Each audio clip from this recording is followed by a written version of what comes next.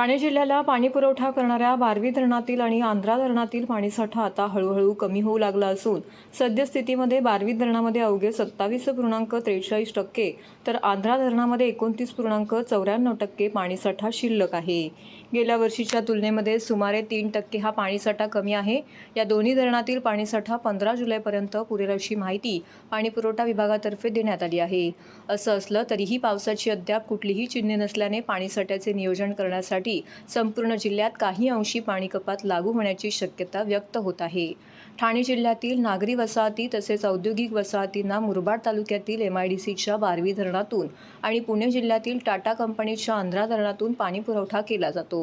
यापैकी बारवी धरणाची एकूण पाणी पातळी क्षमता ही 338.84 दशलक्ष इतकी आहे, तर आंध्रा धरणाची एकूण पाणी पातळी क्षमता 339.14 दशलक्ष इतकी आहे।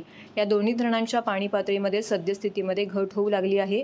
सद्यस्थितीमध्ये बारवी धरणात एकूण पाणीसाठ्याच्या तुलनेमध्ये 92.95 दशलक्ष म्हणजे 27.43% पाणीसाठा उपलब्ध आहे, तर आंध्रा धरणामध्ये सद्यस्थितीमध्ये 101.55 दशलक्ष म्हणजेच 29.94% इतका पाणीसाठा उपलब्ध आहे।